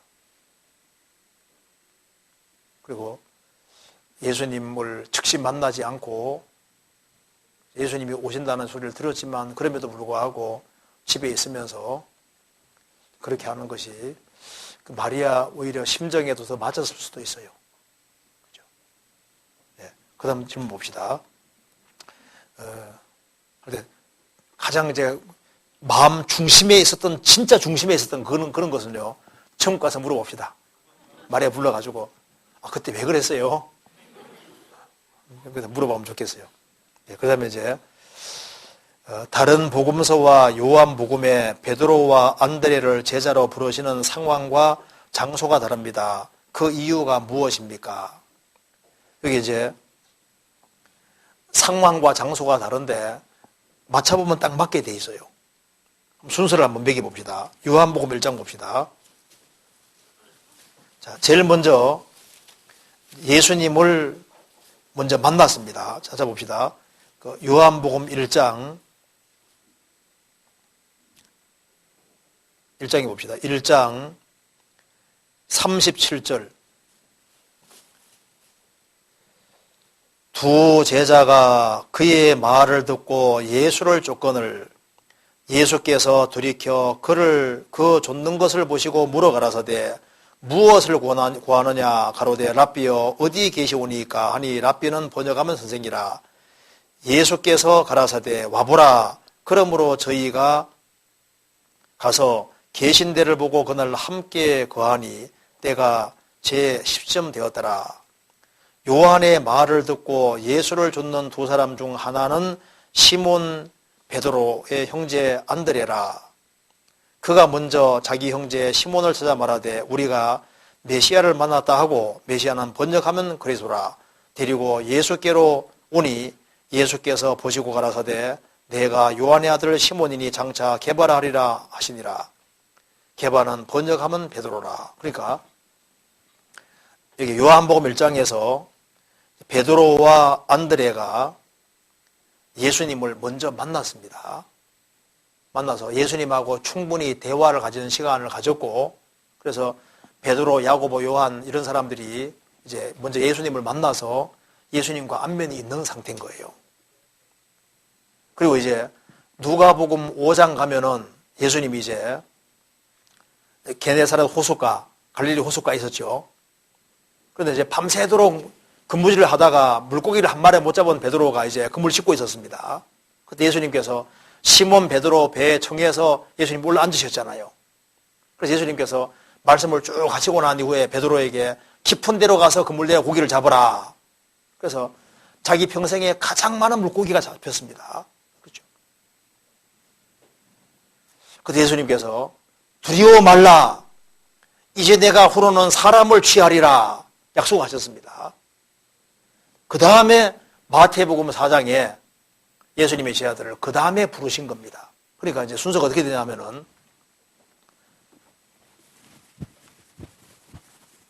요한복음 1장에서 예수님을 만났고, 1장에서 예수님 만났고, 그 다음에 약간 시간 간격이 있고, 그 다음에 이제 베드로가 하루 종일 수고했는데, 밤새도록 수고했는데 물고기 한 마리도 못 잡았습니다. 그러다가 이제 예수님 말씀대로 깊은 데로 가서 물고기를 잡아서 엄청난 물고기가 잡히니까 베드로가 죄인인 걸 깨닫고 주여 나를 떠나소서 하니까 예수님 말씀하시기를 내가 이제 후로는 사람을 취하리라. 너는 이제 사람 낚는 어부가 되게 하리라. 약속해 주셨습니다. 그래서 이제 베드로, 야고보, 요한, 안드레 이런 사람들은 이제 마음속에 대기하고 있는 겁니다. 사람 낳는 어부가 되게 하리라고 하셨기 때문에 기다리고 있다가 또 인터벌이 있고, 그 다음에 베드로와 이제 안드레가 그물 던지는 걸 보시고 마태복음 4장에서 드디어 예수님 부르시니까 그때 모든 걸 다 버려두고 예수님 쫓아간 거예요. 그 다음에 이제 요한하고 야고보도 그물 깁는 걸 보시고 부르시니까 따라갔죠. 저는 처음에 성경을 읽으면서 예수님 무슨 마술을 부렸는가. 그냥 딱 보시고 나를 따라하는 금방 따라하는 줄 알았는데 그게 아닙니다. 그 백그라운드가 있거든요. 근데 먼저 예수님을 만나서 서로를 알고 있고, 그 다음에 예수님이 아주 엄청난 기적을 행함으로써 자기 평생에 가장 많은 물고기 잡히는 걸 보여주심으로써 예수님은 정말 메시아라는 걸 확실히 보여주시고, 그래서 이제 그 베드로, 안드레, 야고보, 요한 이런 사람들이 이제 딱 마음속으로 기다리고 있는 상태입니다. 그 다음에 예수님께서 사장에서 부르신 거예요. 이해되시죠? 순서가 원래 그래야 되는 겁니다. 그런데 누가복음 5장에는 이제 사람은 어부가 되리라 하시고 모든 걸 버려두고 쫓으니라 했는데, 그건 언제냐 하면은 조금 시간이 지나고 난 이후에 마태복음 4장에서 다 버리고 쫓은 거예요. 되는 겁니다. 그렇죠? 순서 그렇게 되는 거예요. 이해되시죠? 그러니까 하나님께서는 부르실 때 준비시키고 마음을 준비시키고 그 다음에 부르시는 거예요. 교회 안에도 일꾼 부르실 때 준비도 안 된 사람 그냥 부르는 게 아니라 주님께서 미리 작업을 하시고 마음을 예비하시고 준비하신 속에서 사람을 부르신다 그 말입니다. 그렇죠? 그렇게 이해하면 되겠습니다. 그리고 그 다음에 사무엘하 14장 27절에는 압살롬이 아들 셋이 있다고 했는데, 사무엘하 18장 18절에는 압살롬의 아들이 없다고 나옵니다. 압살롬의 아들이 다 죽은 것인가요? 한번 찾아봅시다. 사무엘하 14장. 어떻게 이런 걸 찾아내는지 몰라요. 14장 27절 봅시다.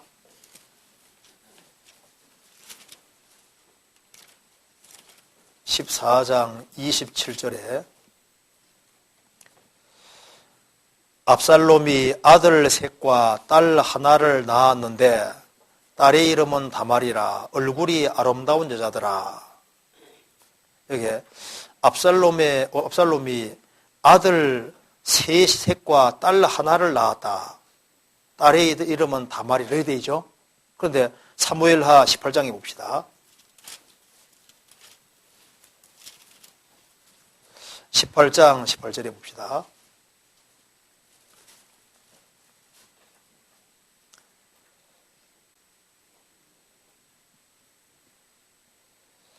압살롬이 살았을 때 자기를 위하여 한 비석을 가져 세웠으니 이는 저가 자기 이름을 전할 아들이 없음을 한탄함이라. 그러므로 자기 이름으로 그 비석을 이름하였으며 그 비석이 왕의 골짜기에 있고 오늘 이제까지 압살롬의 기념비라 일컫더라. 이 말씀에서 여기 18절에는 아들이 없음을 한탄해서 비석을 세웠다고 되어 있잖아요. 그렇죠? 근데 여기 분명히 성경에서는 아들 셋이 있다고 했는데 자기 이름을 전할 아들이 없음을 한탄하며 이렇게 되어 있잖아요. 근데 이것은 사실 모순이 아니고 먼저 이 비석을 세웠을 때가 언젠지가 이게 문제인 거예요. 그러니까 이 비석 세운 것이 압살롬이 살았을 때 자기를 위하여 한 비석을 가져 세웠는데 이 시점이 자녀들을 낳기 전에 자녀를 오랜 후에 낳기 전에 했는 것인지 생각해 보면요. 만일 여기 18절이 압살롬이 세 아들과 딸을 낳기 전에 비석을 세웠다면 오랫동안 자식이 안 생겨서 세웠다면은 과거에 애들이 태어나기 전에 세워서 이 비석이 그때 세운 거라고 하면은 무슨 일은 없잖아요. 그렇죠? 또한 이제 자녀를 낳았지만 또 이 비석을 세웠을 때는 세웠다도 이유가 될 수 있습니다. 왜냐하면 자식을 낳았는데 그러면 아들들이 어릴 때 셋을 낳은 건 맞지만은 셋이 다 죽었을 수도 있거든요. 압살롬이 이제 보통 사람이 아니잖아요. 좀 강팍하잖아요. 봐요. 너무 잘생겼는데 그 애들이 어렸을 때 순차적으로 빨리 죽었을 수 있습니다. 그게 아마 징계로 하나님께서 압살롬에게 중요한 걸 깨닫게 해주려고 미리 자녀가 태어났지만은 하나님께서 어렸을 때 빨리 낳은 건 맞지만 빨리 데려갔을 수도 있어요. 그렇잖아요. 그렇기 때문에 이제 자기 이름을 전할 아들이 없음을 한탄함이라 있었는데 죽었기 때문에 다 죽고 나면 없는 것이 맞잖아요. 또 그리고 또 한 가지 이유는 여기에 자기 이름을 전할 아들이 없다고 되어 있잖아요. 그러니까 아들이 혹시 징계로 어쨌든 죽었다 할지라도 혹시 한 아들이 살아있다 할지라도 그 아들이 보면 여기 시원찮아요. 아들은 아버지는 막 아주 대단한데 아들이 태어났는데 영 보면 무능하다 합시다. 그러면은 자기 대를 이어서 정말 이름을 빈대줄 만한 그 아들 하나 없기 때문에 한탄해서 여기에 비석을 세웠다 이렇게 할 수도 있거든요. 그러니까 성경에 모습은 없는데 이것이 자녀를 낳기 전에 비석을 세웠는지, 그 다음에 자식이 태어났지만 다 죽었기 때문에 슬퍼해서 세웠는지, 아니면 한 자식이라도 살아있었는데 영 무능해서 자기 대를 이어서 아버지 이름을 빈대줄 만한 그런 자식이 없어서 그랬는지 이유는 정확하지 않지만은 어쨌든 이 진술은 분명한 사실이다 그 말입니다. 그렇죠? 성경에서 진술이 되어 있으면 명확한 사실을 말하고 있는 겁니다. 그래서 성경에 구체적인 설명은 없는데 아들을 셋을 낳고 딸 하나를 낳았다는 말도 사실이고 압살롬이 비석을 세웠는데 자기 이름을 전할 아들이 없음을 한탄했다. 이 진술도 사실인 거예요. 그렇죠? 그런데 그러면 이 사이에 무슨 사연이 있었느냐? 사연은 자세하게 기록이 안 되어 있는데요. 어쨌든 이 진술을 봤을 때 하나님이 압살롬을 사랑한 것이 확실하다 그 말입니다. 만사가 잘 안 되게 만들었잖아요. 왜? 그 잘생긴 얼굴에다가 막 그 당대에 그 시대에 아주 미남이잖아요. 최고 잘난 상태인데 하나님이 여러 가지를 어렵게 만들어 오셨잖아요. 뭔가 하나님 받아서 안 되게 만들었습니다. 왜 그랬을까요? 압살롬을 사랑하고 마음을 낮추시려고 그런 상황을 엮어주신 거잖아요. 그런데 압살롬은 끝까지 하나님을 등지는 길을 택해서 아버지를 반역하고 아버지 왕위를 찬탈하고 죽이려고 했잖아요. 절대 돌이키지 않았습니다. 그래서 하나님이 이 압살롬을 잡으려고 상소리 나무를 이렇게 엮어놨죠. 나무가 글로 나오게 한 게 하나님 뜻입니다. 그리고 전쟁할 때 노새 타고 가면 안 되잖아요. 노새가 얼마나 느릿느릿한데. 노새 타고 탁 폼 잡고 아마 그 아버지가 타던 것일 수도 있어요. 옛날에 노새가 귀했거든요. 노새가 어떤 왕의 위엄을 이렇게 하기 위한 그런 목적도 있었을 겁니다. 어쨌든 간에 전쟁하는데 노새 타고 가면 느린 데 있지 않습니까? 맞아 죽기가 쉬운 게 노새잖아요. 얼마나 느려요. 근데 아주 거드름을 피우면서 딱, 그러니까 주님께서 보실 때 너는 이제 여기가 인생 한계다 해가지고 상수리 나무 가지에 딱 걸리게 만들어지 않습니까? 그렇게 죽게 되잖아요. 하나님은 사람을 죽게 하는데 방법이 많이 있습니다. 죽일 사람을 죽게 허락하시는 거예요. 나뭇가지에 걸려 죽게 만들잖아요.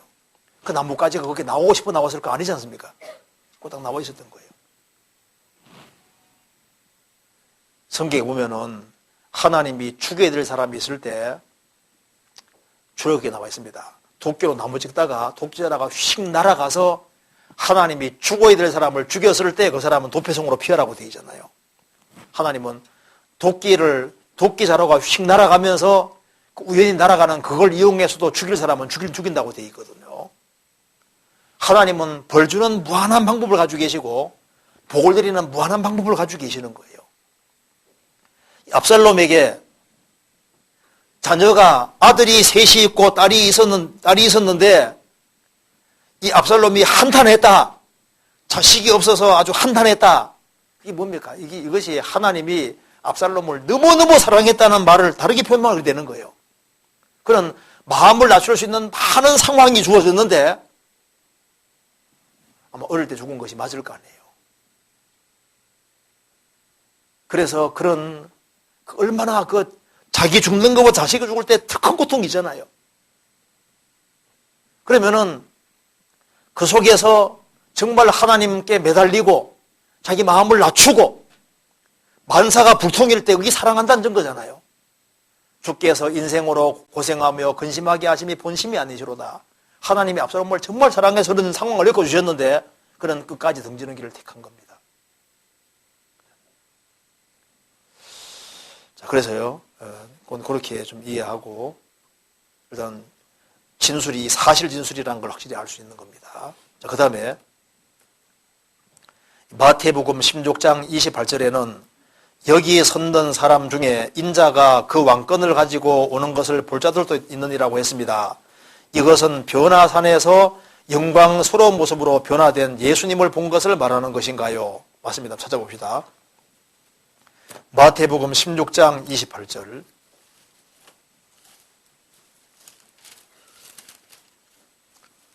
(16장 28절)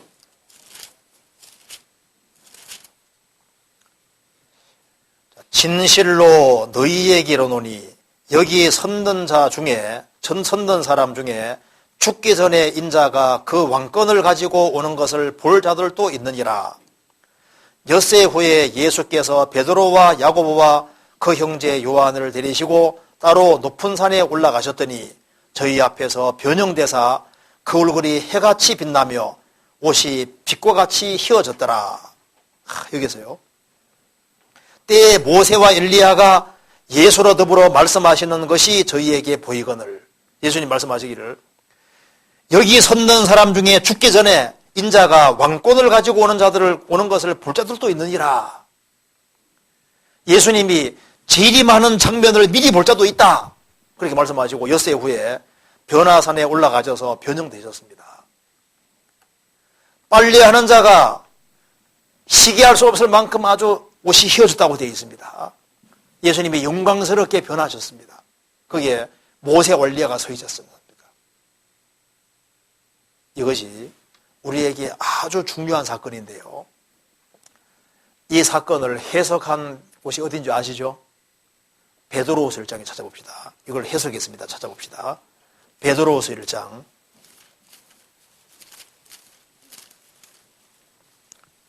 1장 16절입니다.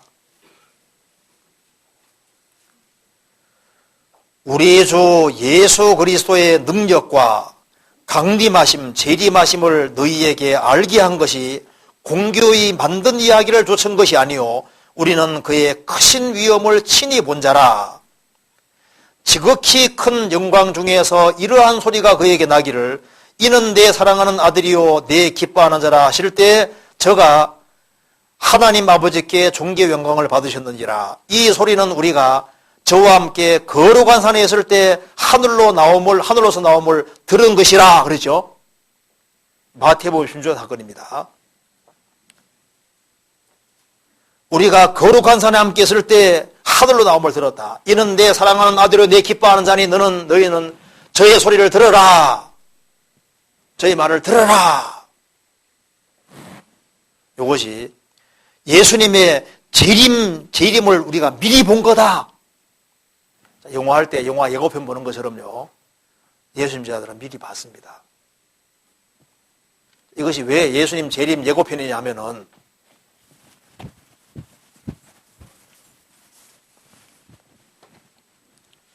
예수님이 변형되셨고 예수님 옆에 모세와 엘리야가 섰습니다. 모세는 주님 안에 살다가 죽어서 주님 앞에 선 사람이고 엘리야는 죽음 보지 않고 산채로 들림받은 사람이죠. 예수님이 공중에 재림하실 때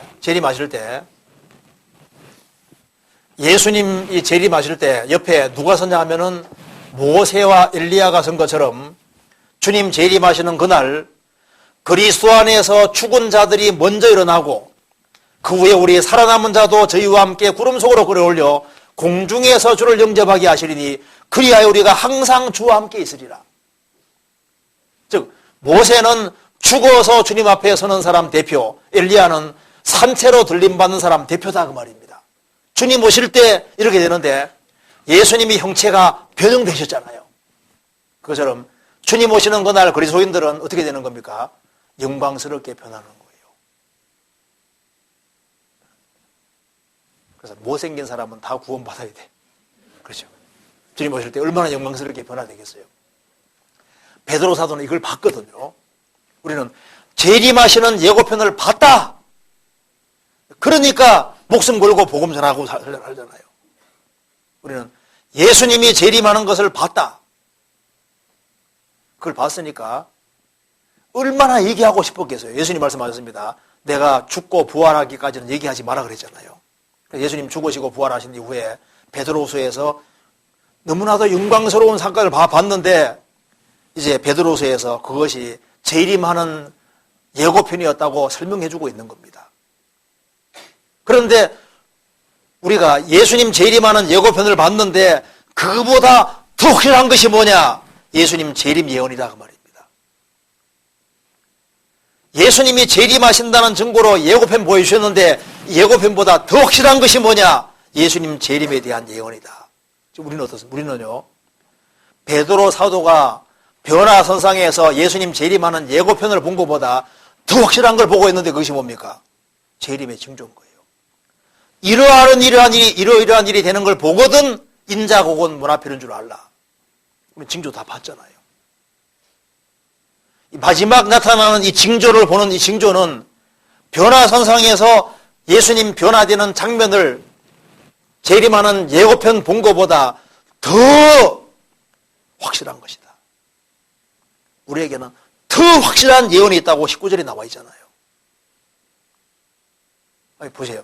재림 예고편을 본 것이 더 확실한 겁니까? 재림의 징조 보는 것이 예언의 징조 보는 게 더 확실한 겁니까? 베드로 사도는 이거 본 게 더 확실한 게 아니라 주님 재림 징조가 나타나는 것이 더 확실한 거라고 얘기했잖아요.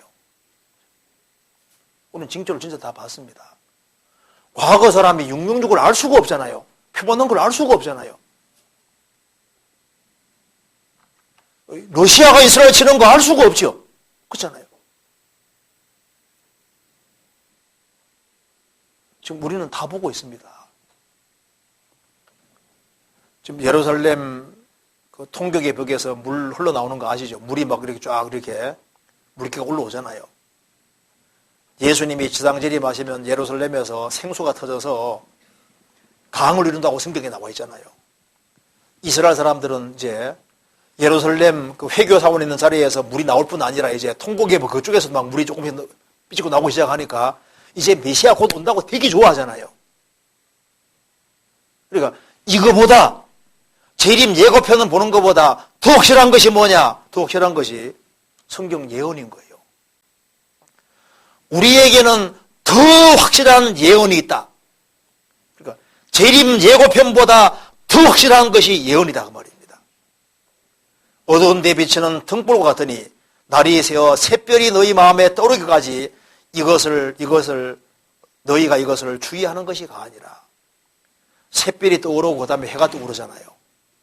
재림의 명확한 징조가 나타나고 예수님 오시잖아요. 우리는 징조를 다 본 시대가 확실합니다. 얼마나 선명한 징조입니까? 이스라엘이 회복되는 걸 봤지요. 예루살렘 되찾는 거 봤지요. 이스라엘 돈줄을 다 잡았고 세계가 지금 하나가 돼가고 있고 표받는 일이 준비되고 있고 모든 게 다 갖춰져 있는데 이런 걸 보는 시대가 없는 거예요. 성경의 징조가 이렇게 확실하게 다 나타난 시대가 없습니다. 그러니까 더 확실한 예언이라고 성경이 말하고 있는 겁니다. 그렇잖아요. 그리고 이제 질문 하나만 더 봅시다. 여기에 고린도전서 16장 19절에 브리스길라를 말하는 것인가요? 그렇습니다. 브리스길라라면 성경에 항상 브리스길라와 아굴라 순서로 나오는데 여기에서는 아굴라가 먼저 나온 이유가 있는 것인가요? 좀 찾아봅시다. 로마서 16장 봅시다. 로마서 16장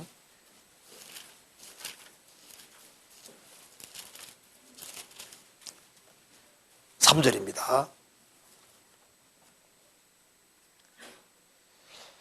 너희가 그리스도 예수 안에서 나의 동역자들인 브리스가와 아굴라에게 문안하라.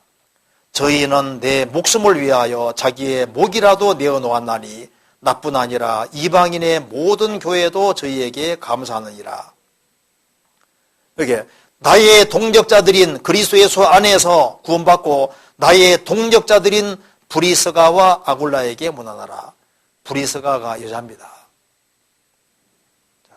아굴라에게 문안하라. 저희는 내 목숨을 위하여 자기 목이라도 내놓았다. 그러니까 저희니까 브리스가와 아굴라 둘 다 바울 사도가 복음 전하는 걸 위해 목에서 내놨습니다. 그런데 왜 브리스가를 더 앞세웠을까요? 믿음이 아굴라보다 브리스가가 더 뛰어났습니다. 믿음 면에서 여자가 더 뛰어난 경우도 얼마든지 있습니다. 제사장 사가랴가 믿음이 좋았어요? 처녀 마리아가 믿음이 좋았어요? 누가 보면 1장에 나와 있죠? 사가랴와 엘리사벳이 자식을 위해서 계속 기도했는데 하나님께서 자식 준다고 했습니다. 그런데 계속 기도한 사가랴가 안 믿었잖아요. 그래서 벙어리가 됐습니다. 한동안. 천사 가브리엘이 말하기를 내 말을 믿지 않았다 그랬죠. 믿지 않았다고. 그런데 처녀가 자식 낳는다고 할 때 마리아는 주의 계집종이오니 주의 말씀대로 이루어지이다. 믿은 여자에게 복이 있도다. 누가 믿음이 더 큽니까? 마리아가 더 큰 거예요. 왜 하나님께서 저 나사렛은 우리 시대 밝혀지잖아요. 축구장 정도 크기밖에 안 됩니다. 동네가. 나사렛에서 무슨 선한 것이 나겠느냐. 그 시골 촌동네고 한 축구장 정도 크기밖에 안 되는 동네에 있는데 거기에 왜 마리아를 주님이 사용하시냐 그 말입니다. 그녀는 처녀지만은 믿음 면에서는 탁월했고 하나님을 잘 섬기는 사가랴보다 믿음 면에서는 뛰어난 거예요. 어쩌면 여자들이 믿음에서는 더 뛰어난 경우가 얼마든지 있습니다. 그렇잖아요. 여기도 브리스가가 믿음에서는 아굴라보다 더 앞섰어요. 그래서 주님께서 이 브리스가가 정말 믿음 있는 자고 아굴라보다 믿음에서 더 앞선 것이 확실한 사실이기 때문에 아굴라도 자기 목숨을 내놨지만은 브리스가는 더 했다 그 말입니다. 그러니까 좀 더 앞세웠잖아요. 예수님 부활하신 것을 제일 먼저 본 사람이 누굽니까? 막달라 마리아. 예수님 제 아들이 아니라 막달라는 뜻이 아니라 동네 이름입니다. 막달라 지방에 사는 막달라 마리아. 7 귀신 들렸던 여자. 그 막달라 마리아가 주님을 누구보다도 사랑했어요. 그래서 그렇기 때문에 예수님 부활하셨을 때 막달라 마리아에게 제일 먼저 나타내 주셨죠. 주님을 사랑하는 사람에게 주님 나타내 준다는 말씀대로 막달라 마리아가 주님을 가장 사랑했기 때문에 주님께서 가장 먼저 나타내 보여주신 겁니다. 그렇잖아요. 여기에도 마리아를 브리스가를 앞세운 이유가 믿음에서 더 뛰어난 것이 사실이기 때문입니다. 그런데 고린도 전서는 얘기가 다르잖아요. 10장 봅시다. 고린도 전서 16장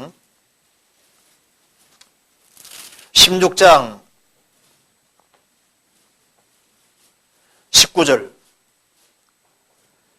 아시아의 교회들이 너희에게 문안하고 아굴라와 브리스가와 및 그 집에 있는 교회가 주 안에서 너희에게 간절히 문안하고 아시아의 교회들이 너희에게 문안하고 교회는 구원받은 무리입니다. 아굴라와 브리스가와 및 그 집에 있는 교회가 주 안에서 너희에게 간절히 문안하고 이게 집에 있는 교회입니다. 집에 구원받은 식구들이 모였잖아요. 지금 교회를 말하는 겁니다. 브리스가가 믿음 면에서는 더 뛰어났지만은 교회에서는 형제가 중심입니까? 자매가 중심입니까? 누가 중심이에요? 형제가 중심입니다. 왜냐하면 이거 잠깐 좀 고쳐봅시다. 고린도전서 11장 보세요. 11장 3절. 그러나 나는 너희가 알기를 원하노니 각 남자의 머리는 그리스도요 여자의 머리는 뭡니까? 남자요 그리스도의 머리는 하나님이시니라. 여자의 머리는 남자요 남자의 머리는 그리스도요 그리스도의 머리는 하나님이시다 그 말입니다. 교회 안에 질서가 있다고 말입니다.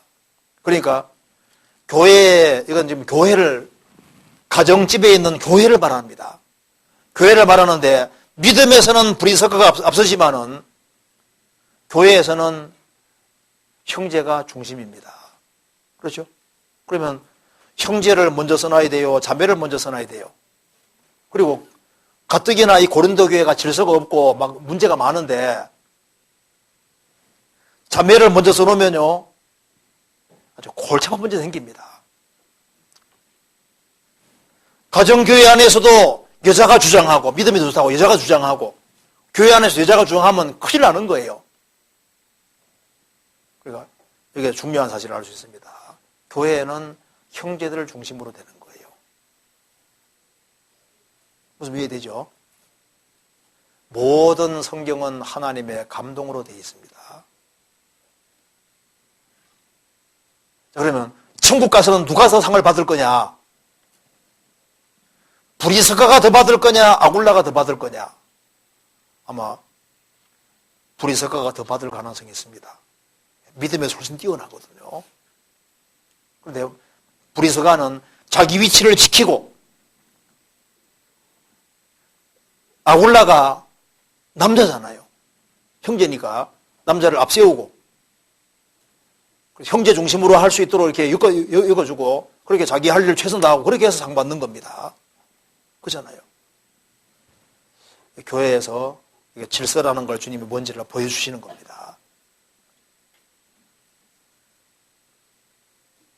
아굴라와 브리스가 맞죠? 자, 가정에서도 형제하고 자매가 있을 때 그래도 형제가 중심입니다. 그렇잖아요. 교회도 마찬가지인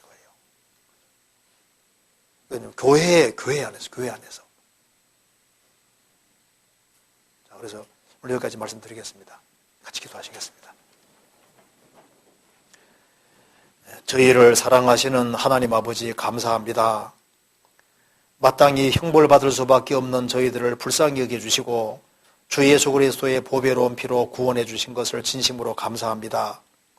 저희들에게 지혜와 총명을 주시고 우리의 행보를 말씀 위에 굳게 세워주시고 저희들로 하여금 말씀 가운데 걸어갈 수 있는 힘을 더욱 허락해 주옵소서.